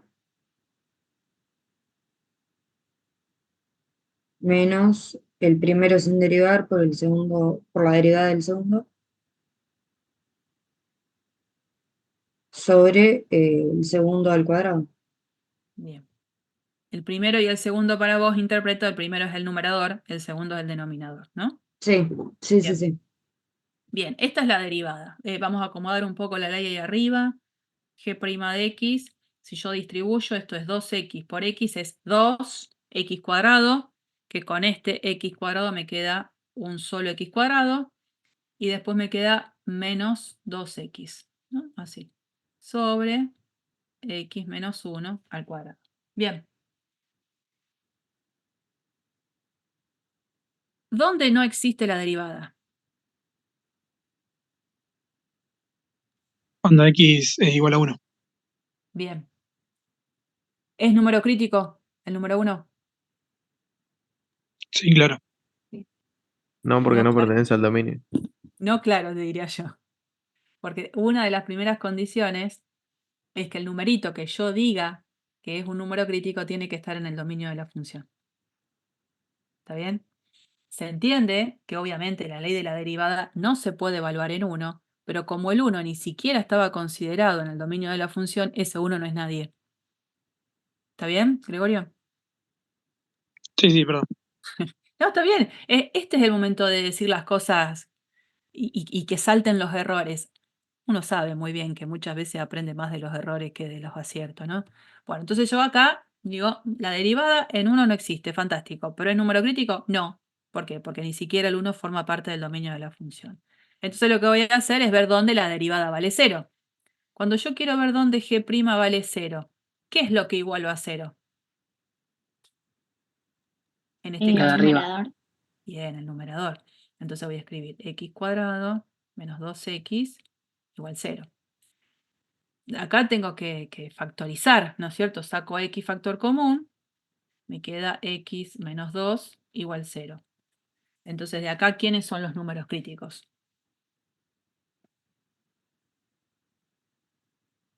0 y 0 2. y 2. Bien, x igual 0, x igual 2. Los dos son los números críticos de esta función. Los dos están en el dominio, en los dos la derivada vale 0, y no tengo números críticos que surjan porque no haya existido la derivada. Bien. Vamos con el último, con este.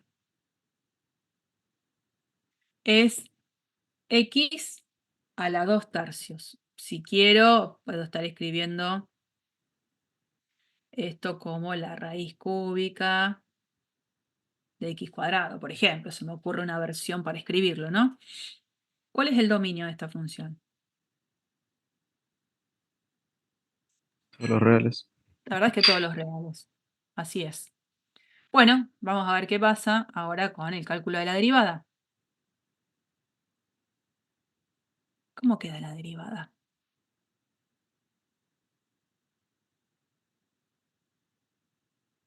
Este 2 tercios va a pasar a multiplicar adelante por x a la ¿cuánto?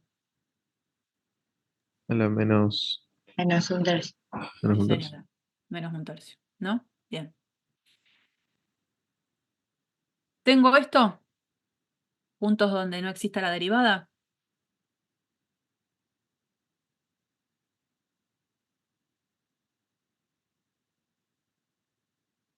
No,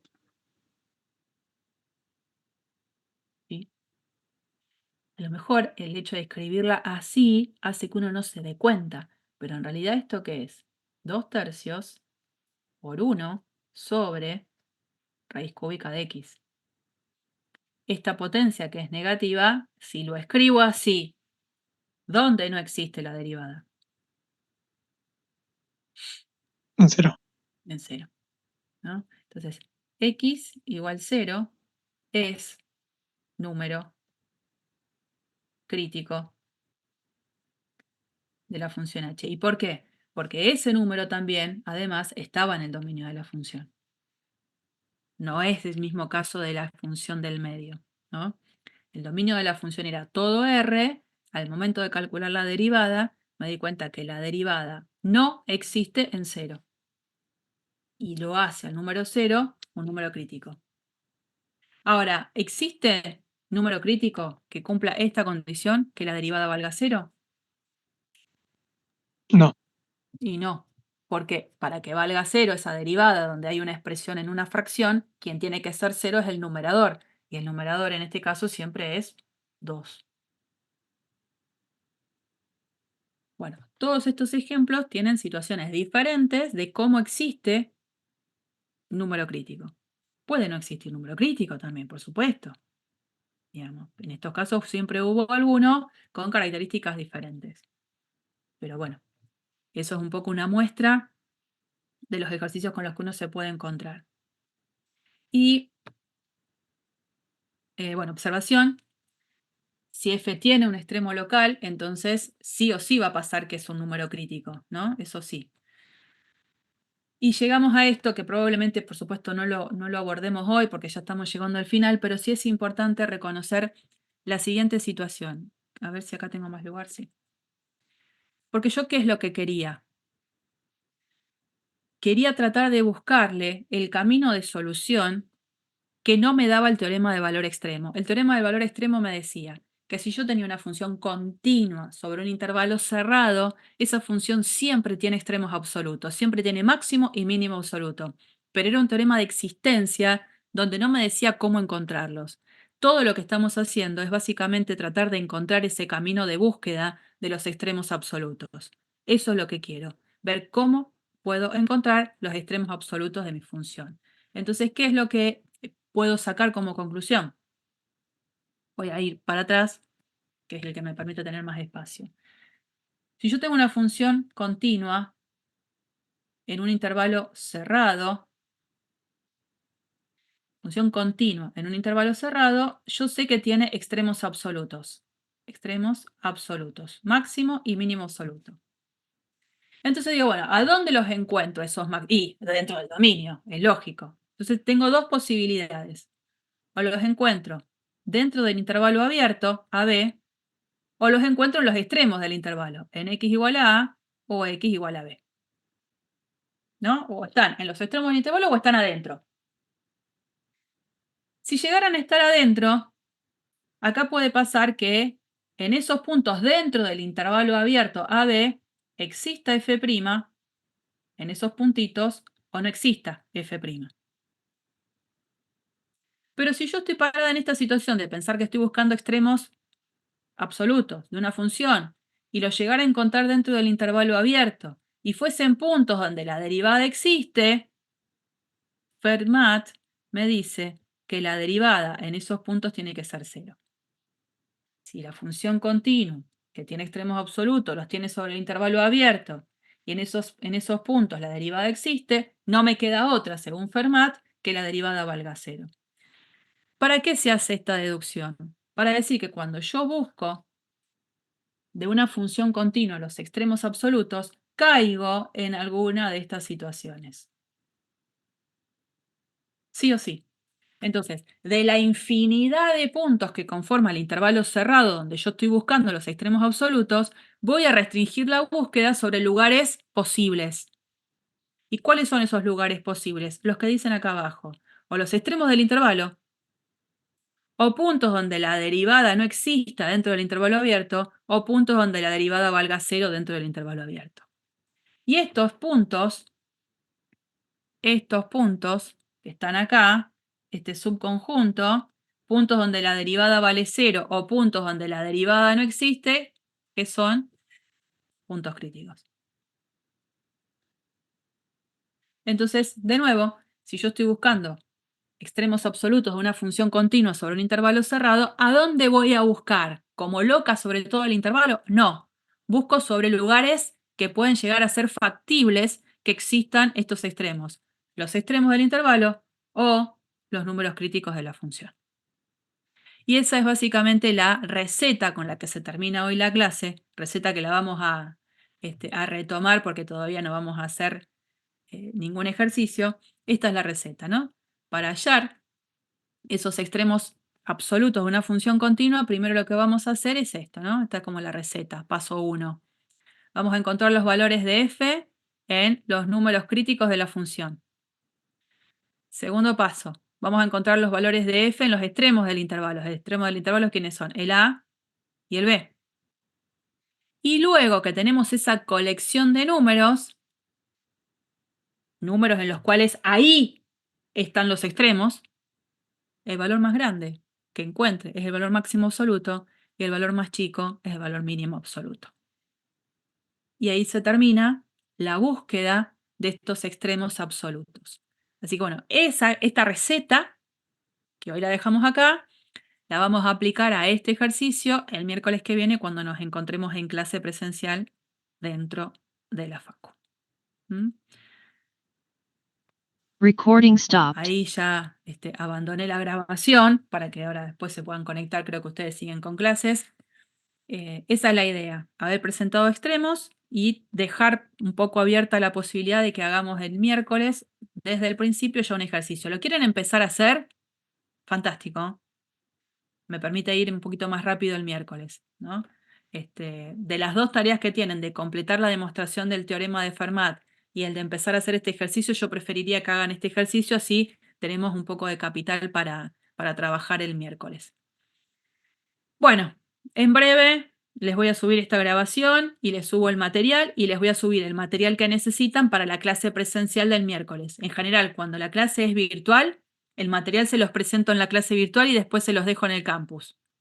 Cuando la clase es presencial, el material se los dejo con anterioridad para que ustedes lo tengan. Vamos a tener la posibilidad de tener el proyector, así que la idea es que ustedes puedan seguir la clase también con el material en el celular o impreso si lo quieren hacer.